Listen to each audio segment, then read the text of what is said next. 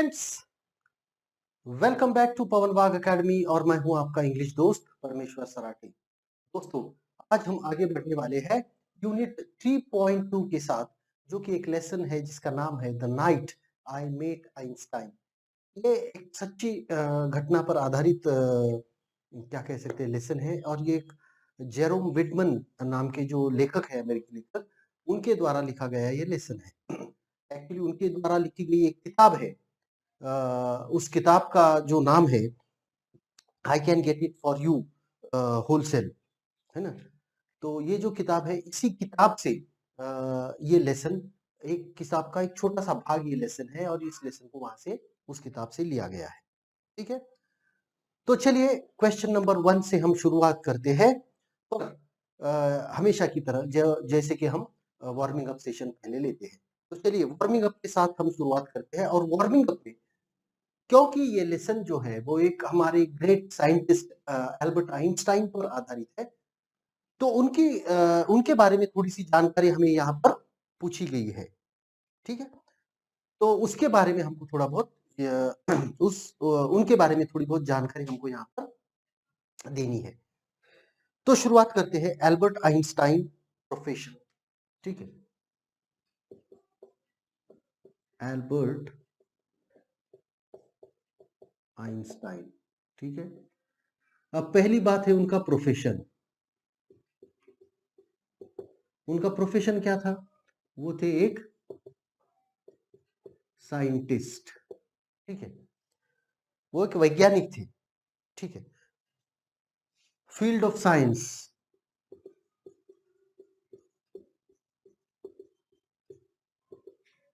Physics.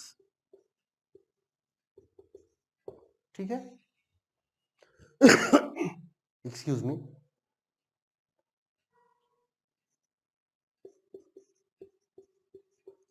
Theory proposed, उनकी एक world famous theory है जो उन्होंने प्रपोज की थी, जो उन्होंने दुनिया को समझाई थी, और वो थियरी है theory of relativity. Theory of relativity, है ना। उसके बाद में अवार्ड्स। अब एक अवार्ड के बारे में हम बात करेंगे, नोबेल प्राइज। और नोबेल प्राइज के बारे में जब हम बात करते हैं, 1921 में उनको नोबेल प्राइज मिला था। तो एक बार नोबेल की बात कर लेते हैं, तो फिर बाकी के तो अवार्ड्स के बारे में बात करना इतना मुझे नहीं लगता कि जरूरी है। डिसेबिलिटी इन चाइल्डहुड, चाइल्डहुड है ना, यहाँ पर लिखता हूँ चाइल्डहुड, है ना। डिसेबिलिटी, डिसेबिलिटी इन चाइल्डहुड, क्या थी उनकी डिसेबिलिटी? बचपन में उनको कोई तकलीफ थी, और वो तकलीफ थी कि पढ़ाई की, मतलब ही was not able to by heart. उनकी तकलीफ क्या थी कि वो लर्न नहीं कर सकते थे, है ना। किसी चीज को वो ध्यान में नहीं रख सकते थे पूरी तरह से। वो समझ कर चीज करते थे। वो कोई चीज उनको अगर कहे कि भाई इसको आपको याद करना है, तो याद करना उनको नहीं आता था। ये उनकी सबसे बड़ी खामी थी बचपन में उनके। पर उसी की वजह से वो हो सकता है कि वो उनके द्वारा लिखी गई बुक्स कौन सी है? The way I see the world. ठीक है, the world as I see it, the theory of everything, relativity, बहुत सारी किताबें उन्होंने। आगे बढ़ते हैं अगले क्वेश्चन के साथ। और अगला जो क्वेश्चन है उसमें हमें कुछ इंस्ट्रूमेंट्स दिए गए हैं, म्यूजिकल इंस्ट्रूमेंट्स जिसको हम कहेंगे, है ना। वाद्य हमको कुछ दिए गए हैं। अब इन वाद्यों को हमको ठीक से पहचानना है कि वो वाद्य असल में है क्या है, और उसको बजाने वाले को क्या कहते हैं, और उस वाद्य के बजाने वाला कोई फेमस पर्सनैलिटी हमको यहाँ पर देनी है। सबसे पहले तो है, देखिए मुझे नहीं लगता कि कोई इंडियन आदमी को उसको पहचानने में तकलीफ होगी, वो है तबला। तबले को चलाने वाले या तबले को बजाने वाले को हम इंग्लिश में कहते हैं तबला प्लेयर, है ना। ठीक है, उसको हिंदी में हम तबलची कहते हैं। ठीक है, तबला प्लेयर या तबलची। ठीक है, तबला प्लेयर ही हम इंग्लिश में उनको कहेंगे। और फेमस कौन है, आपको बताने की जरूरत ही नहीं, जाकिर हुसैन साहब, है ना, जाकिर हुसैन, जो बहुत ही फेमस उस्ताद जाकिर हुसैन, है ना, उस्ताद जाकिर हुसैन, है ना, उस्ताद जाकिर हुसैन साहब, जो कि एक फेमस तबला प्लेयर है। दूसरी बात, दूसरा है शहनाई, ठीक है, शहनाई को बजाने वाले को हम क्या कहेंगे, उसको शहनाई, तबला नवाज कहते हैं, तबला तबलची मराठी में कहते हैं, तबला नवाज कहते हैं शायद, है ना, शहनाई नवाज, या फिर इसको शहनाई प्लेयर, है ना, शहनाई प्लेयर, उस्ताद, उस्ताद नाम तो हमको दिया ही गए है, बिस्मिल्लाह खान साहब, है ना, उस्ताद बिस्मिल्लाह खान बहुत ही जाने माने शहनाई वादक रह चुके हैं, है ना? भारत रत्न भी शायद उनको मिला है, ठीक से मैं अभी याद नहीं मुझे, पर मुझे लगता है कि उनको भारत रत्न भी दिया गया है। तीसरा है पियानो,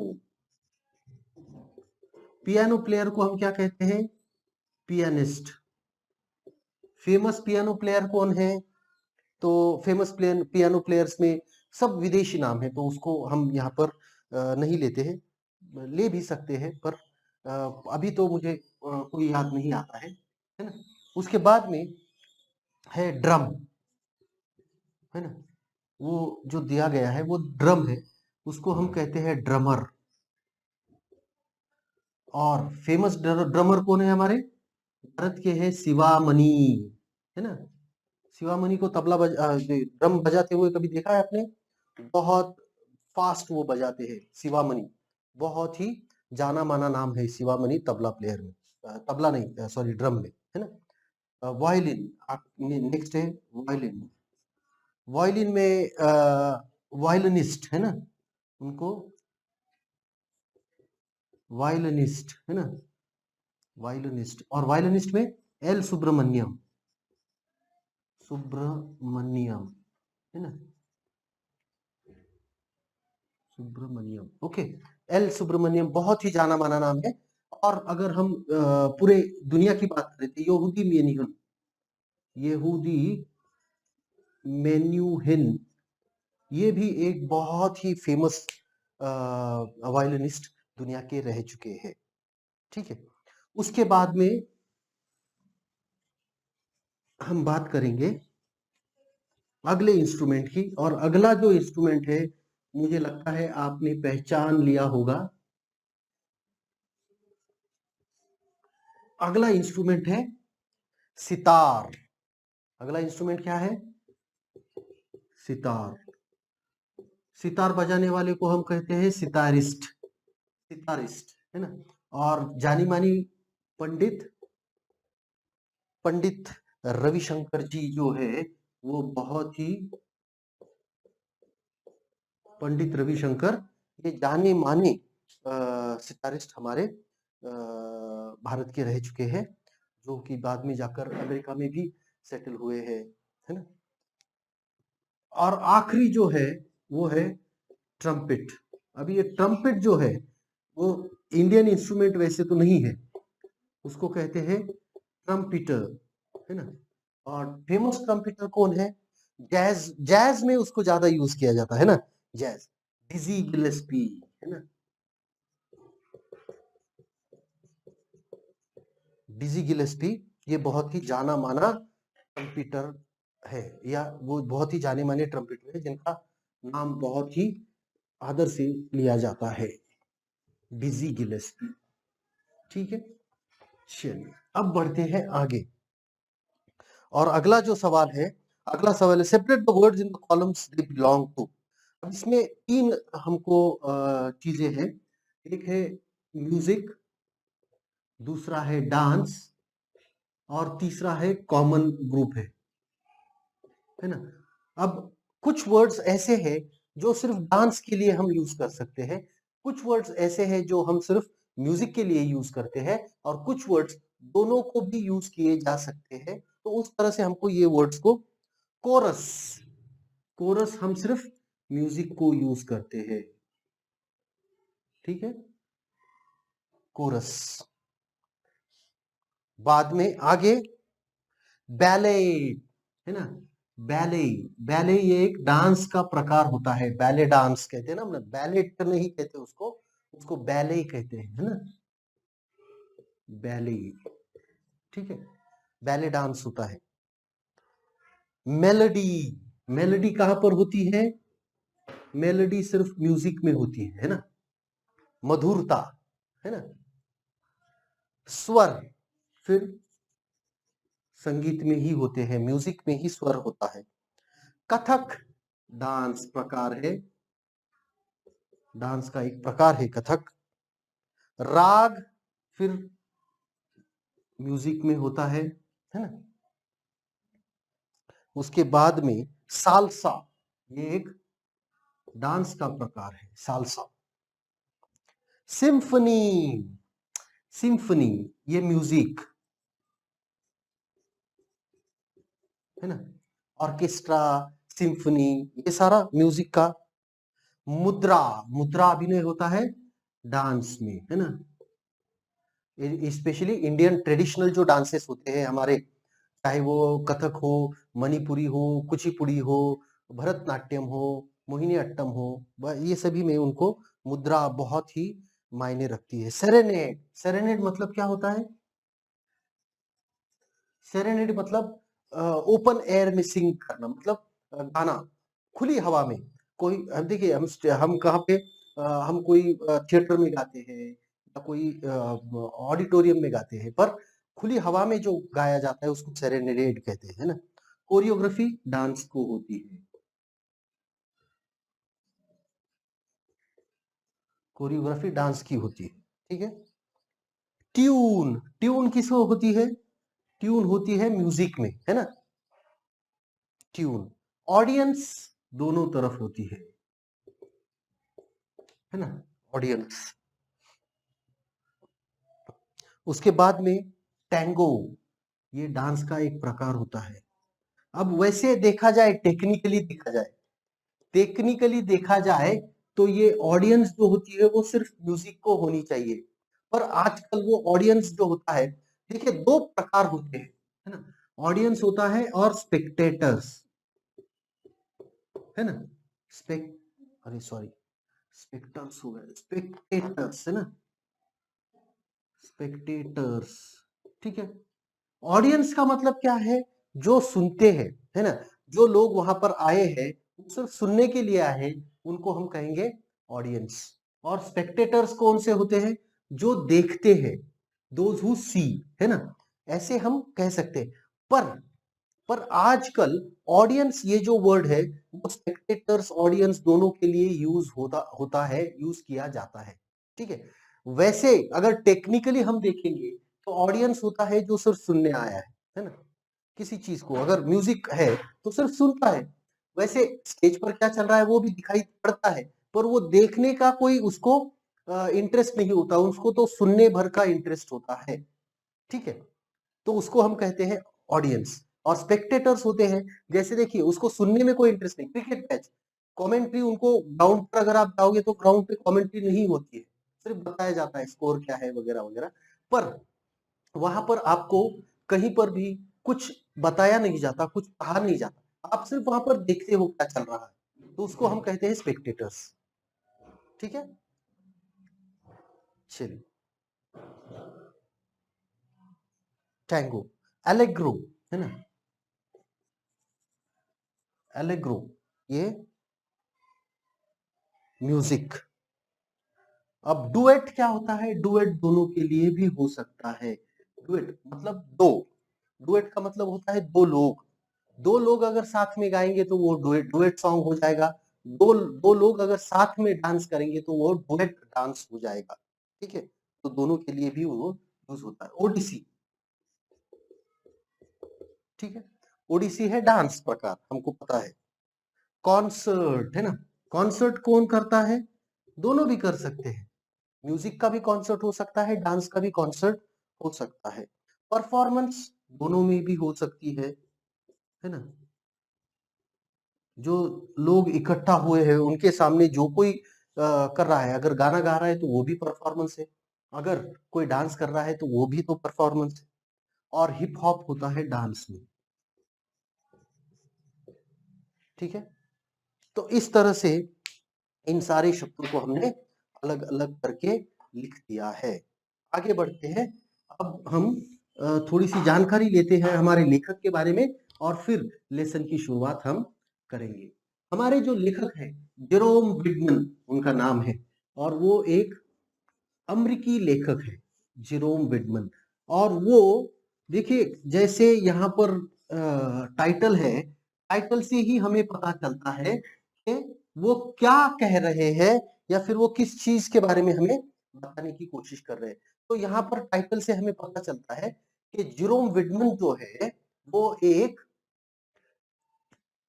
लेखक है, और वो हमें बता रहे हैं कि जिस दिन वो आइंस्टाइन से मिले, जिस रात, है ना, जिस शाम में या रात में वो आइंस्टाइन से मिले, उस रात के बारे में वो बात कर रहे हैं, है ना।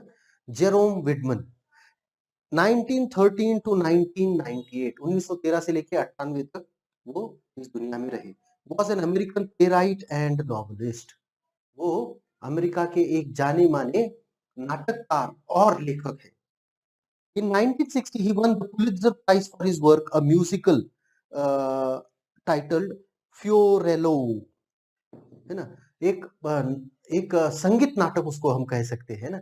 संगीत नाटक की परंपरा हमारे महाराष्ट्र में तो बहुत पुरानी है, पर उन्होंने भी एक उधर पश्चिमी देशों में भी बहुत सारी परंपराएं संगीत नाटकों की है। इसी में से एक संगीत नाटक उन्होंने, म्यूजिकल ड्रामा उन्होंने लिखा था, जिसका नाम था फ्योलेरो, फ्योरेलो, फ्योरेलो। He collaborated with George Abbott, Jerry Bock, and Sheldon Harnick to for its music and lyrics। और बाकी वो जो म्यूजिशियंस है, या फिर जो परफॉर्मेंस है, उनके साथ में मिलकर के उन्होंने ये फ्योरेलो नाम का जो ड्रामा, उन्होंने म्यूजिकल ड्रामा लिखा था, वो उसके लिए उनको उनका साथ भी मिला था। George Abbott, George Abbott, Abbott, Jerry Bock and Sheldon हार्निक।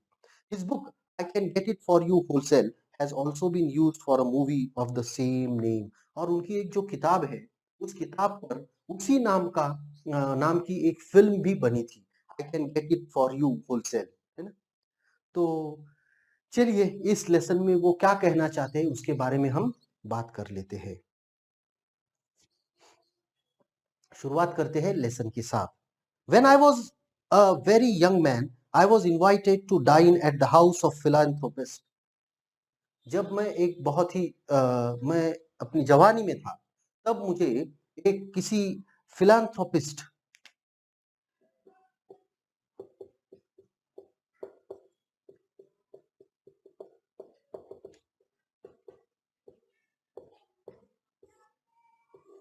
दानशूर, है ना, दानी व्यक्ति जो होते हैं, दानशूर होते हैं, जो लोगों को देना जानते हैं। एक, जब मैं जवान था तब मुझे एक निमंत्रण मिला, जो कि एक दानशूर व्यक्ति के घर पर किसी कार्यक्रम का वो निमंत्रण था।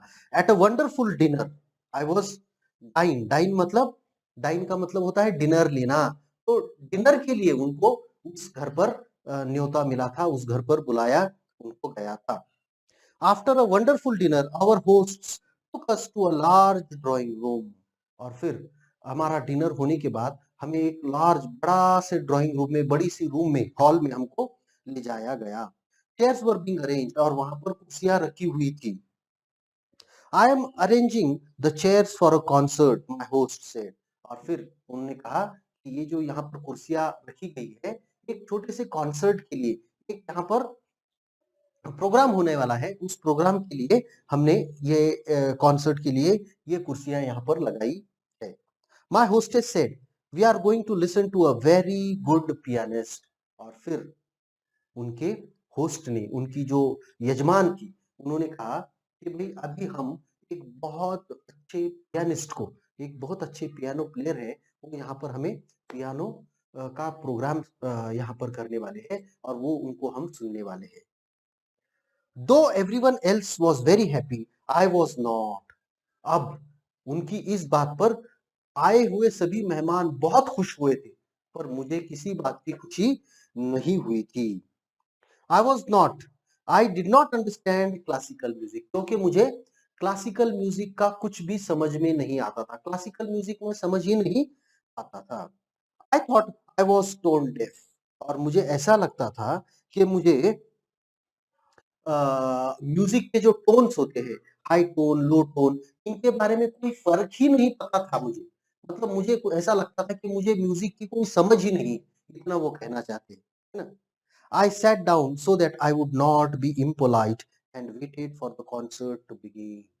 फिर क्या हुआ कि मुझे, क्योंकि उन्होंने बुलाया था, है ना, निमंत्रण हमको भेजा था और हमारे ही खातिर उन्होंने प्रोग्राम रखा था, तो वहाँ से चले जाना मुझे कुछ अच्छा नहीं लगा। वो बहुत ही क्या कह सकते हैं उसको, सौजन्य भरा नहीं होता, इसीलिए मैंने उसको करना नहीं ठीक नहीं समझा, और मैंने सोचा कि ठीक है, कोई बात नहीं, थोड़ी देर यहाँ पर रुक लेते हैं, तो मैं वहाँ पर बैठ गया। I did not pay attention to the music after it began. और जब वो म्यूजिक शुरू हुआ, तब मैं बिल्कुल उसकी ओर ध्यान नहीं दे रहा था, क्योंकि मुझे कुछ समझता ही नहीं था। After a while, I heard everyone clapping. और कुछ देर के बाद सभी लोगों ने तालियां बजाना शुरू कर दिया। So I realized that the piece was over. Just then, I heard a gentle but firm voice saying, "You are fond of Bach." है ना? और फिर क्या हुआ कि सभी लोग तालियां बजाने लगे और मुझे लगा कि अभी ये प्रोग्राम खत्म हो गया। और तभी मुझे एक बहुत ही सुरीली आवाज, एक बहुत ही पतली सी आवाज ना, सॉफ्ट टोन में मुझे किसी ने पूछा कि मुझे लगता है कि आपको बाख बहुत पसंद है। अब बाख कौन है? बाख एक बहुत ही जाने माने म्यूजिशियन रहे हैं, है ना। बाख एक जाने माने म्यूजिशियन है ना। तो उसने उस व्यक्ति ने मुझसे कहा कि लगता है कि आपको बहुत ही ज़्यादा बाघ पसंद है। I knew as much about bagh as I did about nuclear physics. मुझे बाघ के बारे में उतना ही पता था जितना मुझे न्यूक्लियर फिजिक्स के बारे में पता था। मतलब मुझे कुछ भी पता नहीं था बाघ के बारे में भी और न्यूक्लियर फिजिक्स के बारे में। I was going to say something ordinary so that I could get out of the situation. और मैं कुछ बोल के इस स्थिति से निकलना चाहता था। बहुत ही कुछ साधारण सी बात करके मैं इस स्थिति से निकलना चाहता था। पर क्या हुआ? I turned in order to look at my neighbor and saw a very famous face. और बोलने से पहले हो सकता है मैं उस आदमी को देख लूं, इसलिए मैंने अपना चेहरा घुमा लिया और उस व्यक्ति की तरफ देखा। तो मुझे बहुत ही लोकप्रिय जाना माना चेहरा दिखाई पड़ा। It was someone with a shock of white hair and a pipe. कोई व्यक्ति था जिसके सर के बाल सफेद हो चुके थे। ऐसा बड़ा सा घना सफेद बालों का गुच्छा उसके सर पे था मानो, और उसके मुंह में एक पाइप था। पाइप मतलब वो सिगार के जैसे होता है pipe. I knew that I must tell he this man truth. और फिर मुझे लगा कि ये इतने लोकप्रिय व्यक्ति है, जाने माने व्यक्ति है, मुझे इनको सच बता देना चाहिए। He looked at me if as if my answer was very important. और उस व्यक्ति ने मेरी तरफ ऐसे देखा कि मानो मेरा उत्तर उनके लिए बहुत ही महत्वपूर्ण है, मेरे लिए उनके लिए मेरा उत्तर बहुत ही महत्व रखता है। I do not know anything about बाघ। और फिर मैंने बहुत ही स्पष्ट रूप से, बहुत ही ऑनेस्टली उनको कह दिया कि देखिए, मुझे बाघ के बारे में कुछ भी पता नहीं है। I said I have never heard of any of his music. He looked surprise. और फिर मैंने उनसे कहा कि मैंने कभी भी कोई म्यूजिक उनका नहीं सुना है। उस व्यक्ति को बहुत आश्चर्य हुआ। Surprise. You have never heard of bagh? He asked. आपने कभी बाघ के बारे में नहीं सुना है?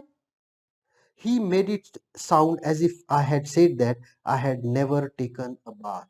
और मानो वो इस आश्चर्य से मुझे पूछ रहे थे कि मानो मैंने कभी बाथ नहीं लिया है, मैंने कभी नहाया नहीं हो। ऐसा कुछ मैं आश्चर्यजनक, अभी तक मेरे जीवन में मैंने कभी भी नहाया नहीं है। ऐसा मानो मैंने कुछ कह दिया, इतनी आश्चर्य से वो मेरी ओर देख रहे थे।